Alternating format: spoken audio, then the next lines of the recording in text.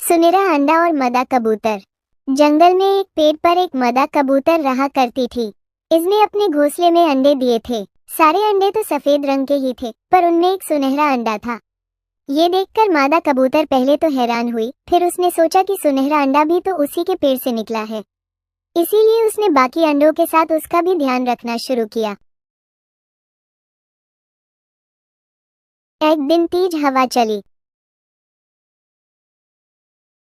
और कबूतर का घोंसला गिरकर टूट गया, जिस कारण उसके सारे अंडे टूट गए, सवाई उस सुनहरे अंडे के। घोंसला टूटा हुआ देख के मदा कबूतर बहुत दुखी हुई।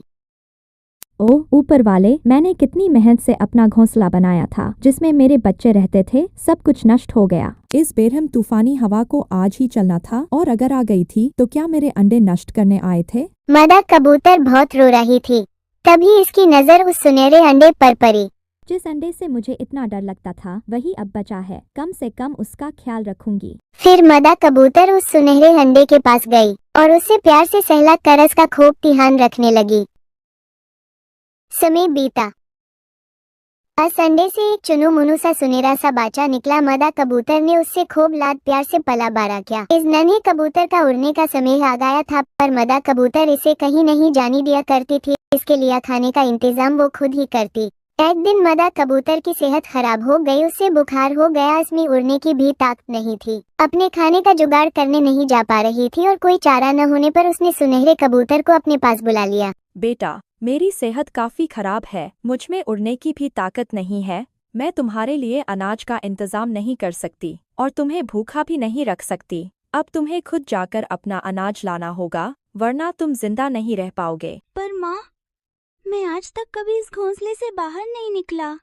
मुझे तो पता भी नहीं कि कैसे जाना है। मादा कबूतर कुछ नहीं कह सकी। वो अपने बेटे को भूखा नहीं देख पा रही थी। जाने की स्थिति में न होते हुए भी मादा कबूतर के पास और कोई चारा नहीं था। वो बड़ी मुश्किल से बाहर गई और अपने बच्चे के लिए अनाज ले आई। माँ के बीमार होने के बावजूद भी उसे बाहर जाना पड़ा। ये देखकर सुनहरे कबूतर को बहुत दुख हुआ। उसने रोते हुए अपनी माँ से कहा, तुम उड़ने की हालत में भी नहीं थी, फिर भी मैं भूखा न रहूं, इसलिए तुम बीमारी की हालत में भी मेरे लिए खाना लाती रही। मैंने कभी तुम्हारी सेहत के बारे में सोचा ही नहीं।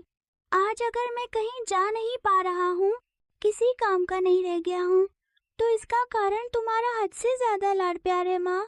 ये बात आज मैं समझ पाया हूँ। मुझे भी यह बात अभी समझ में आई है। बेटा, तुम अगर ऐसे ही रहे तो बुढ़ापे में तुम्हारा क्या होगा, यह सोच सोच कर मुझे डर सा लगने लगा है। माँ, जब मेरे पंख नहीं थे तब तुम्हारा मेरे लिए अन्न लाना अनिवार्य था, पर अब तो मेरे पंख हैं, मैं उनका इस्तेमाल नहीं करूँगा और वैसे घोंसले में बैठा रहूँगा तो ये सही नहीं होगा। ये मैं अच्छे से समझ गया हूँ, इसलिए मैंने सोच लिया है कि अब से अन्न लाने के लिए मैं ही जाया करूँगा और तुम घर पर आराम करोगी। बहुत बढ़िया बेटा, कम से कम इस बार तुम्हें हिम्मत तो आई। उस दिन से कबूतर हर रोज बाहर जाकर अपनी माँ के लिए और खुद के लिए अन्न का इंतजाम करने लगा। मादा कबूतर इस बात से बहुत खुश हुई थी। अपने बेटे को देखकर माँ बहुत निश्चिंत हुई। हर माँ बाप को अपने बच्चों से लाड प्यार करना चाहिए, पर इतना भी नहीं कि इससे बच्चे किसी काम के न रहें। आत्मनिर्भर होना आवश्यक है। माँ बाप का प्यार बच्चों को आगे बढ़ने में सहायक होना चाहिए। यानी मेरे जैसे होने चाहिए, है ना माँ? हा हा हा हा।